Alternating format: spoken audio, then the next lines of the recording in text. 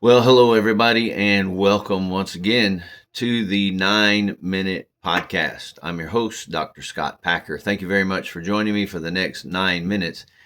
We are at episode 22. Episode 22 of these that we've been doing, and thank you very much for being a part of it. However, you see it on the social media streams, on your screens. Thank you very much for being a part of it.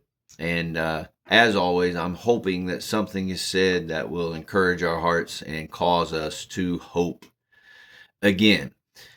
We are just a couple of weeks out from the event, the time on the calendar known as Resurrection Sunday, or as is commonly known throughout the world, Easter.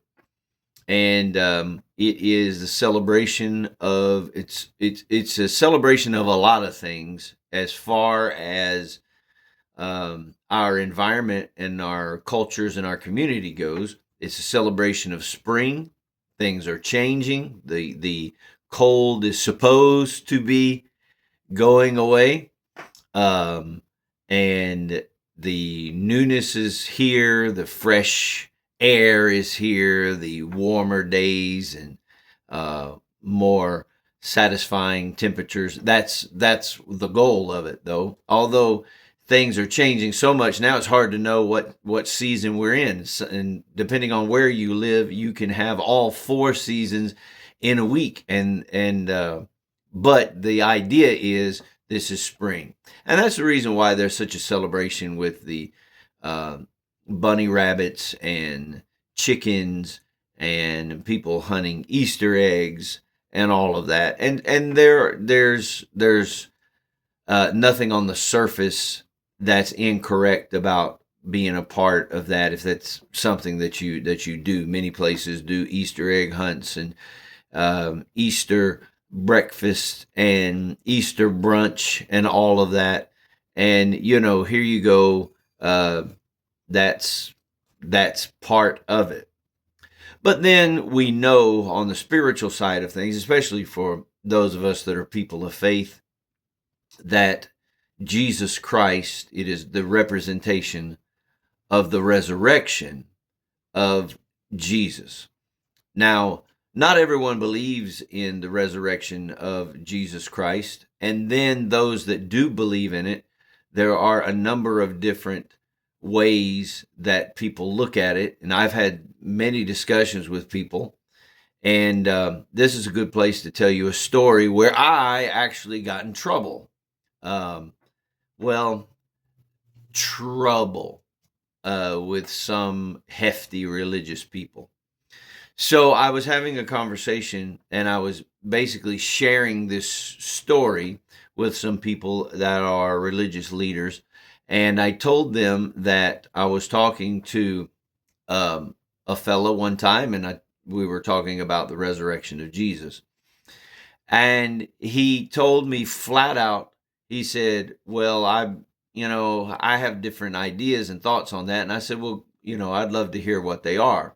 Because contrary to popular belief, it's only in talking to people that we actually learn things about what they believe and how we can have counterpoints to that. And not only that, but how somebody can have a view on something that may help us open up our mind, open up our thoughts in regards to certain things. And there's nothing wrong with being challenged. It was Lee Iacocca when he was president of Chrysler, I believe it was. Lee Iacocca said he was talking about vehicles, but he said anything that is built needs to be tested. And I think that's absolutely true, especially even in our own faith. And when I talk about that, people will say, well, don't talk about the testing of faith because, I don't want to have to go through a test. But I'm at this point in my life where, 41 years in the ministry, I've had tests of my faith. And I believe that most of what I believe today is because of not just what I studied or learned, but it's what I was able to put into my life during difficult times. And that's how you know you have a faith that can stand the test of time. There used to be a watch, I assume there still is, Timex. It takes a licking and it keeps on ticking. It's what our faith should be. It should be able to take a licking, keep on ticking, and we know our faith is anchored. So back to the story. I'm talking to this guy, and he says, I said, well, I'd love to hear what you think about it. He said, I don't believe in a bodily resurrection of Jesus. I said, I can work with that. Now you see why the religious leaders got irritated with me. He said, if it was anything, it was spiritual. And I'm not even really sure about that. But he said, I believe that, it was something about his teachings and how powerful they were. And then he looked at me and he said, maybe I don't believe in a resurrection, but if I put his teachings into practice, isn't that enough? And it just came to me, and I said to him, that's a resurrection. And he looked probably like some of you are doing right now.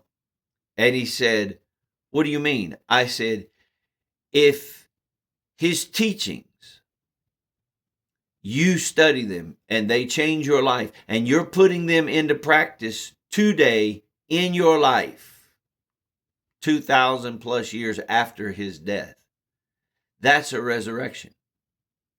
Because his teachings have been resurrected and are going on in your life even now. And the religious leaders just got upset with me. Oh, he has to believe in a bodily resurrection. He has to believe in the bodily resurrection of Jesus Christ. If he doesn't believe in the bodily resurrection of Jesus Christ, then you're a heretic. You didn't do it right. You didn't lead him where he needed to go. But here's what I'm thinking. Here's my alternative thought. Okay, you can believe with me. Don't have to believe with me. However, but here's the thing: how many people do we know today that talk about believing in a bodily resurrection of Jesus and do not live by his principles? They don't live by his principles, but they say they believe in the bodily resurrection. And this guy says he's not sure about a bodily resurrection, but he's putting into practice and studies the words of Jesus and puts them into practice. Isn't this the story that Jesus told of the two sons, where the one son told the father, I'll go into the field and work, and he didn't? And the other said, I'm not going into the field, but he ended up going anyway. More blessed is he that hears and does the words of my Father. It's just something to think about. And this is episode 22 of the 9-Minute Podcast, Thoughts on the Resurrection. See you next time.